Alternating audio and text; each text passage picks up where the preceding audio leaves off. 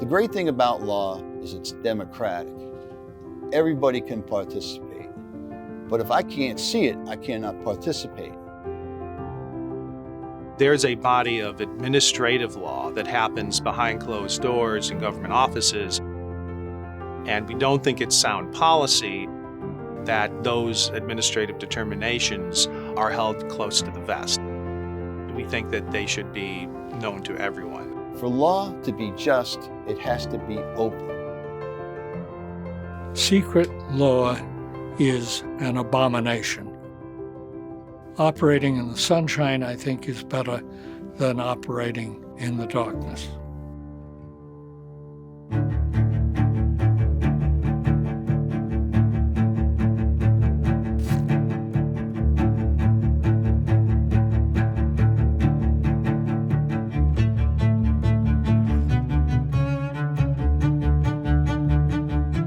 When the Freedom of Information Act was passed, I began to reflect that it was really strange that we had this very large body of private law which was not open to the public and which seemed to me to be very much eligible for opening to the public under the FOIA.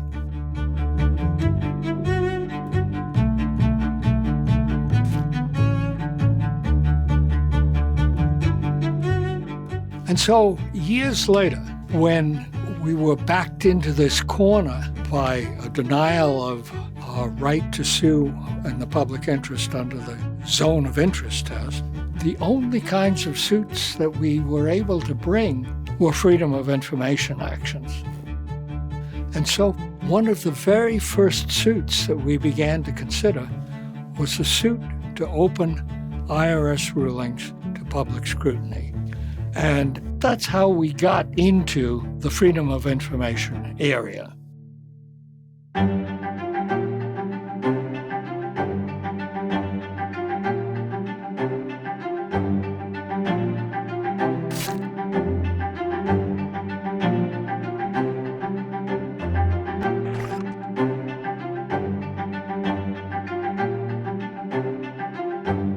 For the first year, things are rough.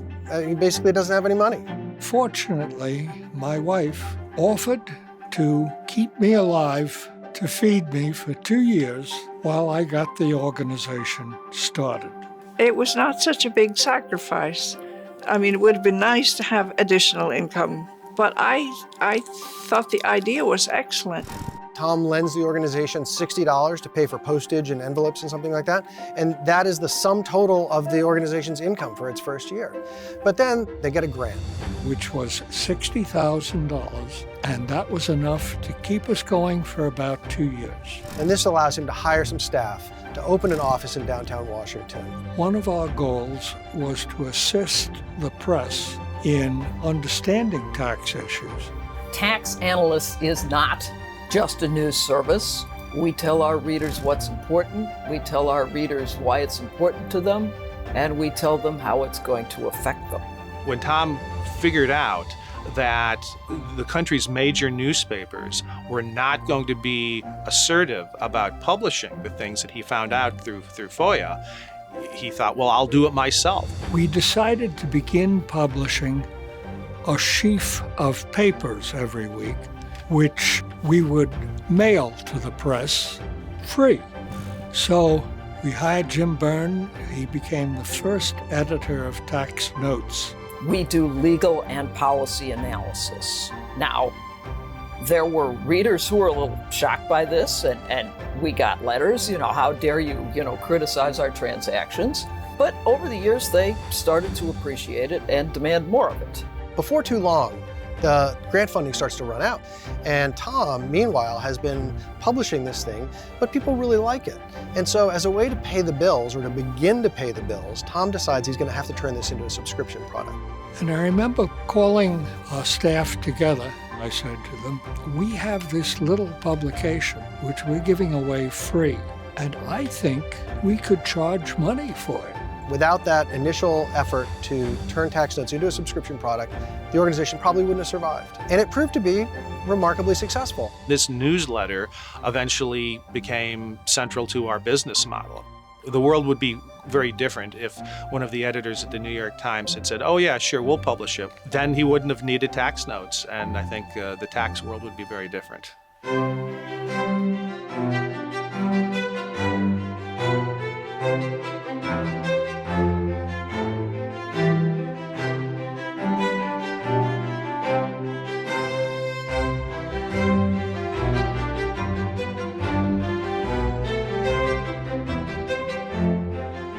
He got word the amount of the paper's deduction had been about $440,000.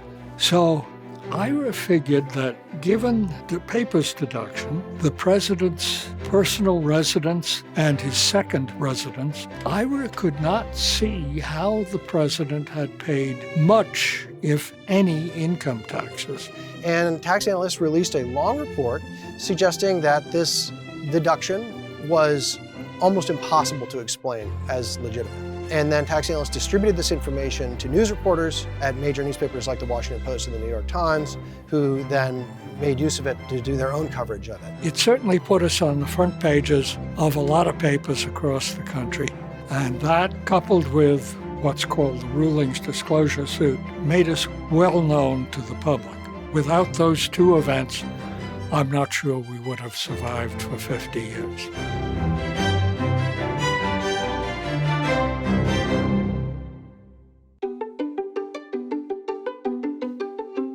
He shaped the company. He shaped the culture of the company.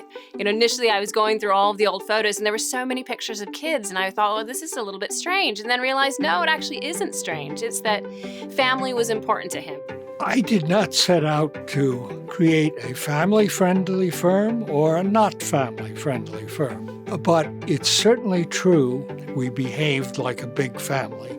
Tom used to do, I think it was called the original issue. It was the internal newsletter that just went to the staff. A woman on our staff called Mary Frances Moriarty began to publish this little newsletter.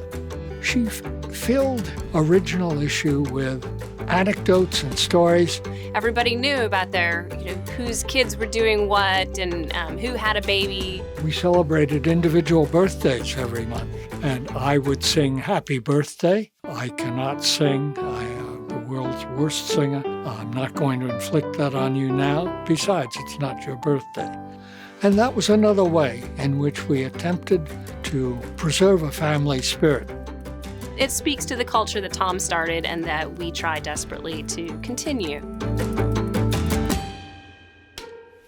We're going retro with that, huh? Keep cranking the camera too, okay? The 70s was just a warming up exercise for the tremendous changes in tax policy that were going to take place in the 80s, starting with the Reagan tax cuts in 1981, and then the reforms in 82 and 84 that nobody heard about, but then the mega reform in 86. Ronald Reagan turns to his Treasury Department and says, I'm interested in tax reform. The Treasury Department is filled with people who believe in this kind of tax reform. And Reagan put his full weight behind it. And this was a great thing for tax analysts because this seemed to us like one of those moments when the tax law was on the brink of reform and that the people driving that reform were some of the deep thinkers. More than any other piece of tax reform, this got close to the ideals. Some of us who are young and naive thought, we need to broaden the base and lower the rates. Everybody else thought it was a wonderful idea. So the time had converged in Washington that everybody was going to go rewrite the tax code. But in order to do that, in order to make this omelet, you have to break a lot of eggs. The tax law didn't necessarily stay close to those ideals for very long after the passage of that law. I mean, immediately they started chipping away at it again because a lot of people get disillusioned with that version of tax reform. As a result, other kinds of tax reform have started to get debated. Well, we cover that too. There's never a lull in tax policy. We started noticing things that other people weren't noticing right off the bat, which was a lot of large corporations weren't paying a lot of taxes.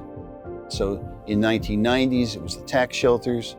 you understand that tax follows trade, and trade is increasingly globalized. So the tax issues you're going to get a lot of inbound, outbound tax issues. And these were, for multinational corporations, sort of where the big money is. As we move into the 2000s, it was offshore profit shifting. So multinationals were doing a lot of profit shifting, and it resulted in them lowering their effective tax rates quite a bit. So you do a story about some company that had millions and millions of dollars in profits and really wasn't paying that much in tax. Because I am the nerdiest guy on the planet, what I do for fun is I look through annual reports. And so I'd look through all the usual suspects, like the tech companies, which had lots of profits offshore. But for some reason, Apple was always a goody two-shoes, had a high effective tax rate. But one day, I don't know, I must have spilled my coffee on the wrong page, and I noticed that because of an accounting change, which wasn't illegal or bad in any way, but it sort of hid the fact that they had a tremendous amount of money offshore. So I wrote this article. Once it hit the New York Times, every journalist in America was looking under these rocks. And profit shifting by multinational corporations has been front page news for the last 10 years. So it's exciting for us when a sort of nerdy, geeky, nuanced tax issue percolates to the popular attention of the masses, and you actually hear it on the evening news. Things like that kind of get us very excited.